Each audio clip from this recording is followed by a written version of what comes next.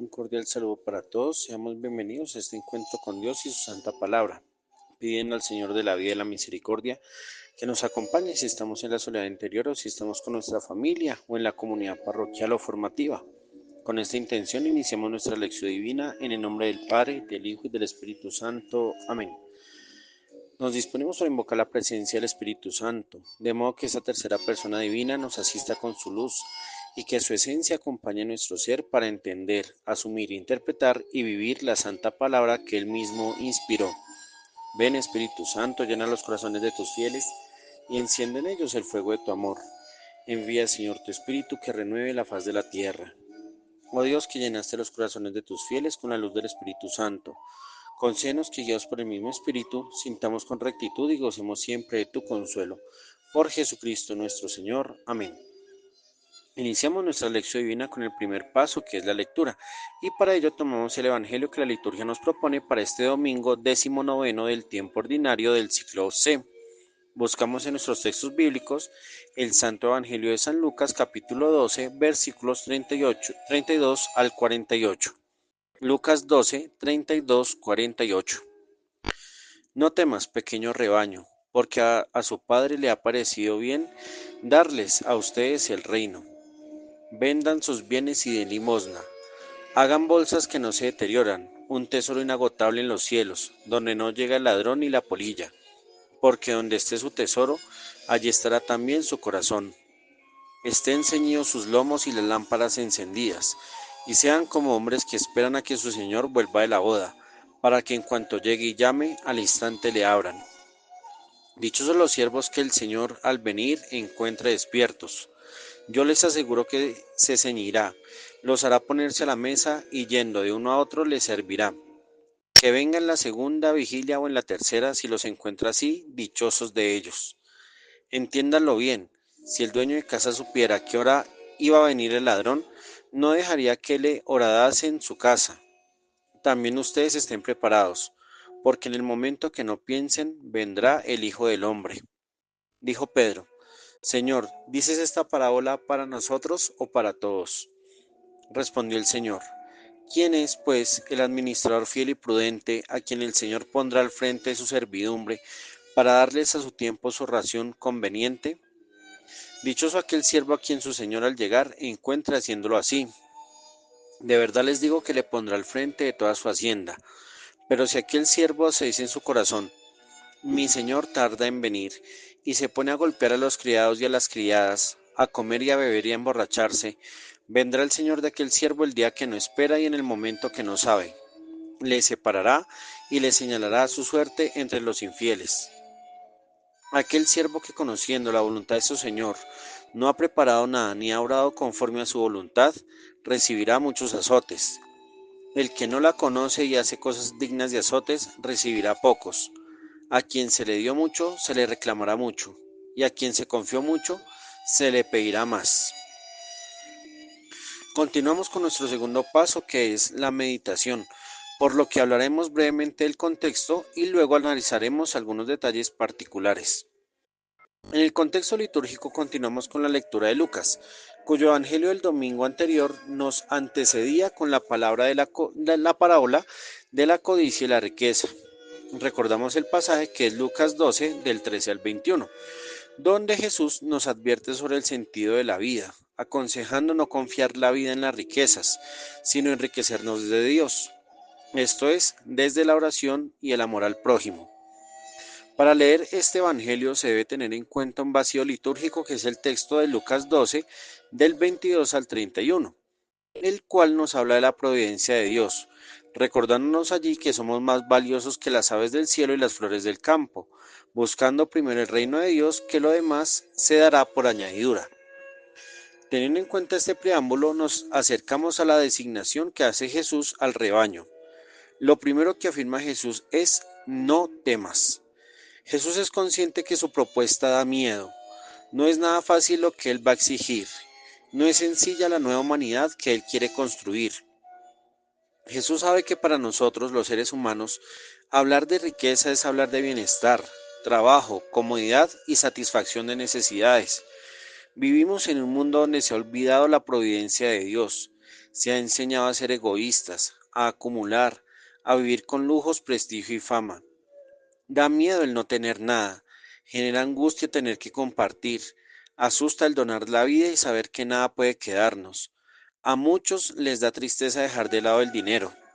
Sin embargo, hay que tener presente que tampoco se trata de una vida miserable y mendicante. Se trata de poner los bienes dados por Dios al servicio de los demás. Dios es un Padre providente que da lo necesario y conveniente para vivir. Dios sabe cuáles son las necesidades que tenemos y como lo hemos reflexionado en anteriores lecciones, quien está con Dios, nada, absolutamente nada le falta. Esta propuesta está destinada para un pequeño rebaño, es para unos pocos. Aunque la invitación es universal, quienes la hemos acogido somos unos pocos. Somos escasos los que le decimos sí a su proyecto del reino. Somos una cantidad reducida de los fieles que hemos aceptado su iniciativa de amor a Dios y al prójimo donando nuestra propia vida. Somos muy contados quienes hemos recibido a Jesús en la casa y el corazón y hemos negado todo propósito de acumular bienes y riquezas.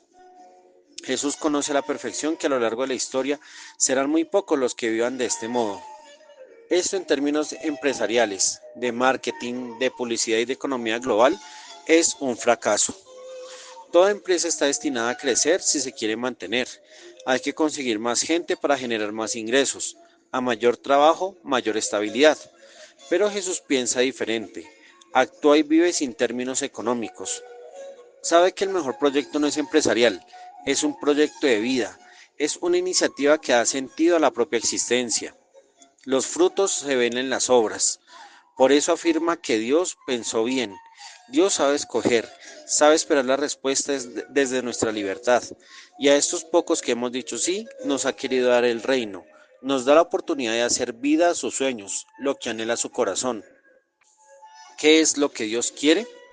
Miremos los bienes y las limosnas. Los verbos que enuncia Jesús aparecen en imperativo. Vendan y den. No es una negociación, no es opcional, es una orden.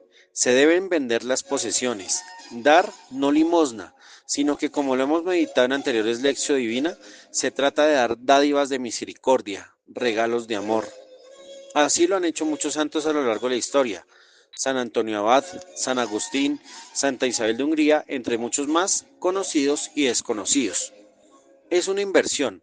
Si vendes, recibes un pago, y ese pago hazlo como un regalo de amor a quien lo necesite. Es de este modo que haces vida al reino de Dios que Él te ha regalado.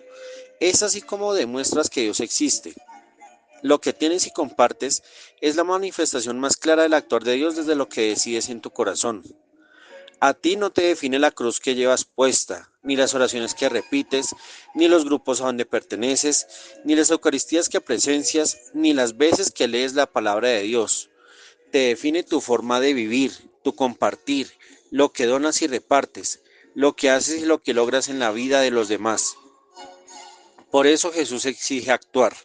Hagan ustedes mismos. No se trata de que dependamos de lo que venga de Dios. No, se trata de lo que nosotros realizamos día a día. ¿Qué debemos hacer?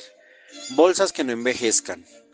Antiguamente habían dos tipos de alforja o bolsas que se hacían. Unas en cuero, en piel animal, y otras en tela que se hacían en fibra vegetal. Y en aquella época, por ser biodegradables, se envejecían y dañaban pronto, por la exposición al calor o al frío intensos. Jesús lo que quiere dar a entender es que si tú quieres conservar algo en tu vida, haz una bolsa que supere los límites espaciotemporales.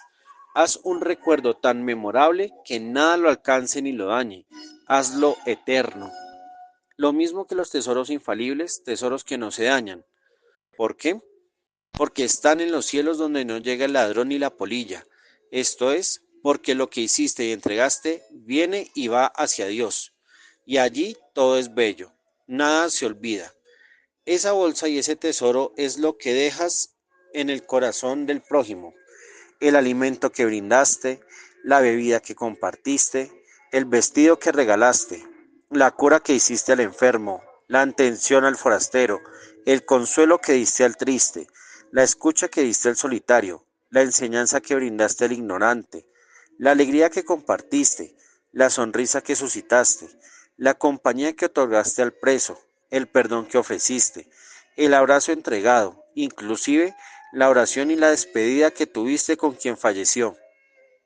El cielo que dejaste en esos corazones es en el que habita Dios, y ese tesoro nadie lo quitará, nadie. Por eso cuando Jesús habla del corazón, lo hace en presente continuo, está siendo, donde está siendo tu tesoro, y recordemos que el tesoro simboliza todo lo acumulable, lo que se va guardando. Por eso al decir estará, lo que implica futuro, allí en el futuro estará el corazón, es decir, la conciencia, la capacidad de tomar una decisión. Por esto hay personas que son predecibles, si dan a conocer su tesoro. Ya uno perfectamente sabe con quién contar y con quién no, porque para uno su tesoro es Dios, tu presencia, tu compañía, su valor como personas y su coherencia de vida, mientras que para otros su tesoro es el tiempo, el dinero, la fama, el poder, la codicia, el placer, y por eso ya se sabe qué conciencia y qué entidad poseen. Jesús ahora presenta la analogía de los siervos. La palabra siervo la usa el evangelista Lucas para nombrar a quien presta servicio en la comunidad, es decir, dentro de los integrantes de la iglesia. Podemos pensar o imaginar aquellos servidores que proclaman la palabra, catequizan, acolitan, distribuyen la comunión, atienden a los pobres con el alimento o el vestido, quienes visitan enfermos o presos, quienes capacitan para una vida más digna, quienes disponen el templo u otros servicios que se hacen dentro de la comunidad. Démonos cuenta que es dentro de la comunidad. Estos siervos no ganan nada, no reciben nada, no tienen pago, están sometidos a la voluntad de su Señor, y este Señor es Dios. Lucas no menciona la disposición de los servidores, que es ceñir y encender. El ceñirse el lomo era una práctica donde la túnica se recogía de las piernas para cubrir la espalda y se utilizaba para correr de una manera más ágil. Tener las lámparas encendidas es la señal de que hay alguien en casa, que el lugar no está solo, y se deja encendida por si hay necesidad de buscar o hacer algo en la oscuridad. Esta disposición, estar listos para correr y tener toda la vista, es la disposición de los discípulos de Jesús. El seguidor cristiano no es perezoso, no se encierra ni está quieto, siempre está trabajando en la obra de Dios y debe estar listo para correr al servicio, huir a la tentación, escapar a las insidias del maligno, pero debe tener luz para saber tomar decisiones, buscar lo que pertenece a Dios, atender, acoger y servir a quien llega en la oscuridad.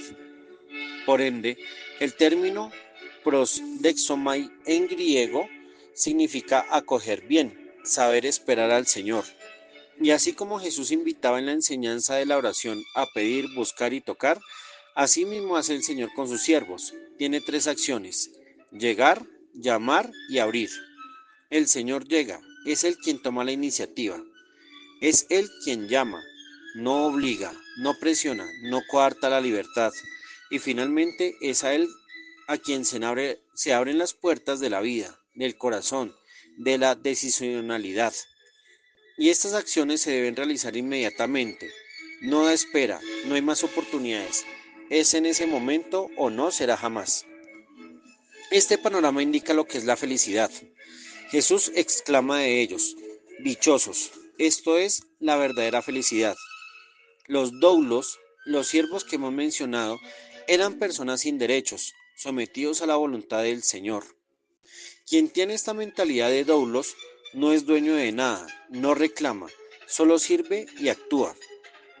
Hoy hace falta esta conciencia dentro del servicio eclesial. Hay personas que, por ejemplo, se creen dueñas de la primera lectura y desprecian el salmo. Prefieren el turiferario y dejan de lado el lavabo. Se visten con albas y adornos y ensucian su boca con groserías, chismes y mentiras. Quienes visitan enfermos adinerados y no acuden al pobre enfermo que no puede brindar nada. Servidores que ponen buena cara ante el párroco pero no miran con agrado a la comunidad. Servidores que administran la comunión pero olvidan ser comunión. Catequistas que se nutren de teología, filosofía y pedagogía pero que no brindan tiempo de calidad ni caridad. Y así muchos casos donde ellos se creen dueños del templo y la liturgia pero que no viven como si tuvieran a Dios en su vida. El siervo doulos está despierto, atento, disponible para todo. En cambio, el que no lo está permanece adormilado, con lujos, prepotencia, soberbia, comodidad, lo que hace que su servicio sea vacío e inerte. Ante esta realidad, Jesús ordena que estos siervos puedan hallar despiertos, ya que cumplen la voluntad de Dios, y por ello el Señor se ceñirá, los pondrá en la mesa y los servirá. Es decir, que Dios mismo le dará su recompensa por su disposición y servicio. Dios consolará las lágrimas derramadas por amor, las horas de sacrificio, el cansancio y la fatiga que ha generado una pastoral ardiente, los sustos pasados por los riesgos asumidos para llevar el Evangelio hasta los confines. Dios mismo servirá y atenderá a todo aquel servidor que ha hecho su voluntad.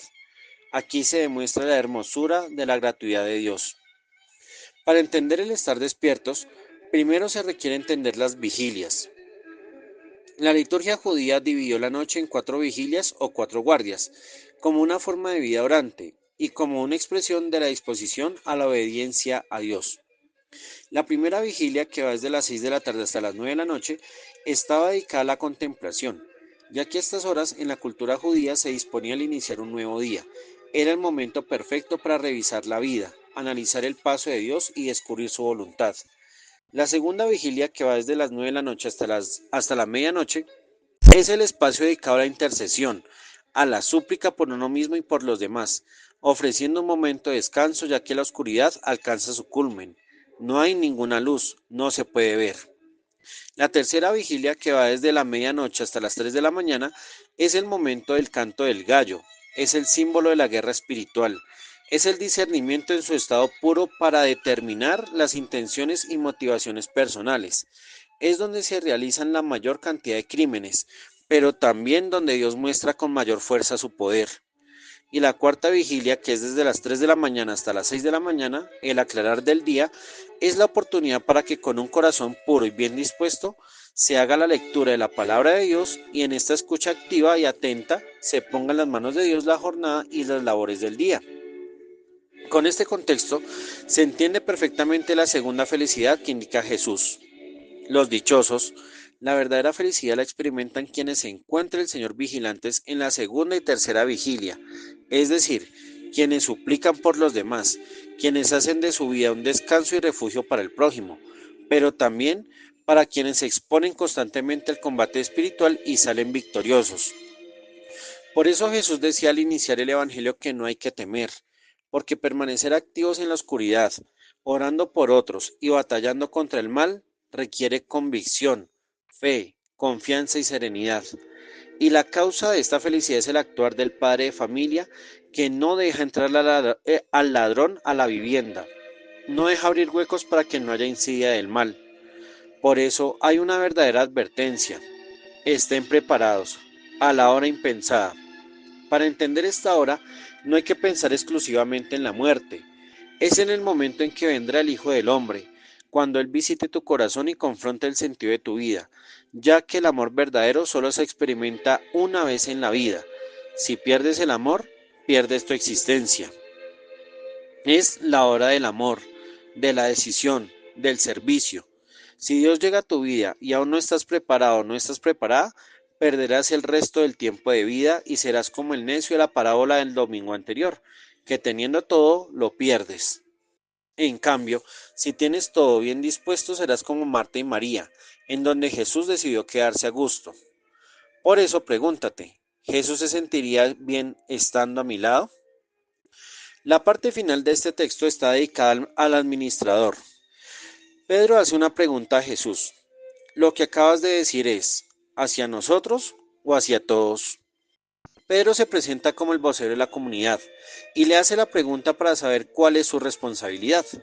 Entonces aparece la contrapregunta de Jesús. ¿Quién es el administrador? Administrador en griego aparece con el término oikonomos. Es el que presta servicio a la comunidad. El doulos es quien sirve en la comunidad. En cambio, el oikonomos es quien sirve a la comunidad. Su servicio está dedicado a otros, no con otros. Es el oikonomos quien dirige las riendas de la comunidad, quien la guía, alimenta, conduce, construye y fortalece. En este escenario ya entran propiamente los administradores del rebaño de Dios, los misioneros, los religiosos, los consagrados, los diáconos, tanto transitorios como permanentes, los presbíteros y los obispos. Este Oikonomos cuenta con tres características. Es fiel, pistos, que significa digno de confianza, prudente, fronimos, es el sabio, el pensador juicioso. Y estas dos características es para poner a alguien al frente y de esta forma dar el alimento a los siervos. Hoy también se necesitan administradores dignos de confianza, cuya palabra y autenticidad reflejen su radicalidad en Dios, que sean sabios, reflexivos, pensadores, con un excelente juicio de mente y corazón. ¿Por qué? Porque deben alimentar a sus servidores con un alimento que puede ser lo que sale de la boca de Dios, que es la palabra divina, la oración, la Eucaristía y la presencia. Jesús sabe que esta tarea no es fácil, por eso aclara las condiciones necesarias para ejercer el cuidado y la atención de su casa, que es la iglesia. Con todos los elementos mencionados, culminamos con la relación entre el Señor y sus siervos. Lo primero que dice Jesús es la tercera felicidad. Dichosos esos administradores si los encuentra así. Y esa felicidad se gesta porque Él lo pondrá al frente de toda su hacienda. A diferencia del rico insensato de la parábola, la riqueza de la herencia que ha cultivado Dios la sabrá poner en sus administradores que gocen de la fidelidad y la sabiduría necesarias para cuidar el pueblo santo de Dios. Pero también Jesús advierte lo que no quiere, lo que le desagrada, lo que le da asco y aborrece, la mala disposición, aquella con el administrador en vez de hablar con el dueño de la hacienda, que es Dios, decide decir en el corazón que su Señor tarda o que no vendrá. Cuando tú te encierras en el corazón, ya no cabe nadie más, no hay nada que esperar. Y cuando no hay nada, ese vacío se llena con cosas insignificantes que lastiman tu corazón y hieren a los demás. ¿Cuáles son los gestos de un mal administrador? Golpear, comer, beber y emborracharse. Termina prácticamente asumiendo la vida del necio que encontramos en Lucas 12 del 13 al 21, lo que conduce a un sinsentido. Por eso el dueño vendrá en la no espera dispuesta, es decir, llegará cuando se pierde el rumbo de la vida. ¿Qué provoca esto en el mal administrador? Dicotomei. Lo cortará en dos y lo pondrá con los infieles, es decir, será alguien en quien no se puede confiar. Su vida quedará cortada, se genera una dicotomía, hay una división entre lo que se piensa y lo que hace, no hay correspondencia entre lo que es y lo que muestra. Por eso conocer la voluntad de Dios implica un riesgo grande, ya que si conoces lo que Dios anhela y desea de ti, pero no llegas a obrar de ese modo, serás azotado, lo que significa que recibirás el trato que recibe un criminal y deberás pagar el sufrimiento causado en otros en carne propia. La cantidad de azotes dependía de la gravedad del crimen, planteando una balanza entre recibir pocos o muchos azotes que depende del grado del conocimiento. Por eso a quien se le da mucho, se le va a buscar mucho, es decir, se le va a exigir mucho. Con esto el Evangelio nos habla de las tres felicidades que provienen de Dios y solo de un castigo. Está en tu libertad, en tu capacidad de donación y en tu disposición escoger el camino. Y ya eres consciente de lo que le da sentido a tu vida, por lo que está en ti ser feliz sirviendo y administrando lo que Dios ha puesto en tus manos o tomar una vida insensata. Seguimos con el tercer paso de la lección divina, que es la oración, por lo que los invito a sumar a estas palabras lo que nace también del corazón. Señor de la vida y la felicidad, te damos gracias porque sin merecerlo nos has escogido para conformar tu pequeño rebaño. Somos pocos, pero te amamos demasiado. Somos escasos, pero estamos disponibles para ti. Somos contados y aún así te ofrecemos lo mejor de nosotros, nuestro cuerpo, el tiempo y talento. Y por si fuera poco, también ponemos en tus manos el pecado por el cual diste tu vida para redimirnos.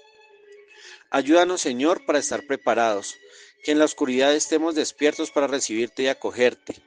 Ilumínanos para saber aprovechar el amor que solo llega una vez en la vida, y con él compartir y servir a todo aquel que te busca y te necesita. Permítenos disfrutar esa dicha de estar para ti, ser felices sirviéndote, vivir el gozo de ser administradores de la gracia que confías en nosotros. Perdónanos las veces que nos dormimos y déjanos conocer lo que quieres, amar lo que te gusta y vivir como deseas. Amén. En el cuarto paso de la elección divina, seguimos con la contemplación.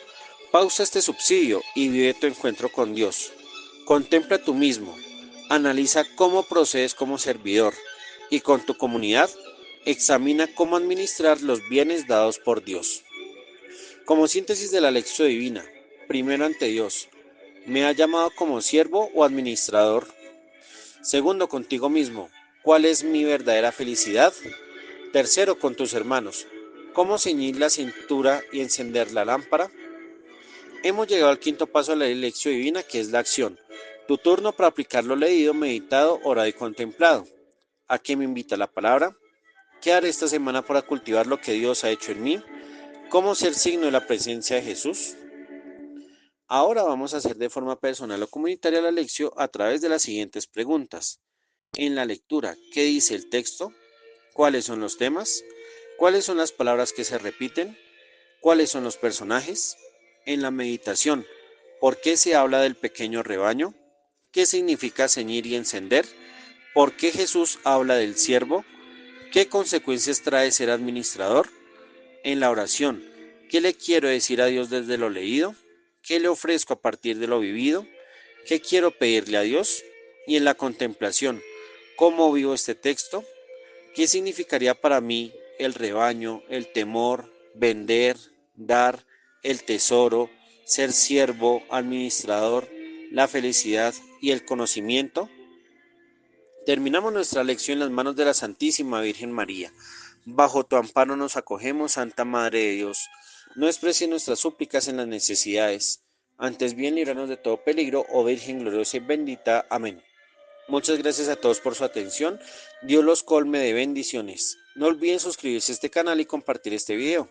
Recuerden que la palabra de Dios se lee, se ora, se celebra y se vive en comunidad. Terminamos nuestra lección divina en el nombre del Padre, y del Hijo y del Espíritu Santo. Amén.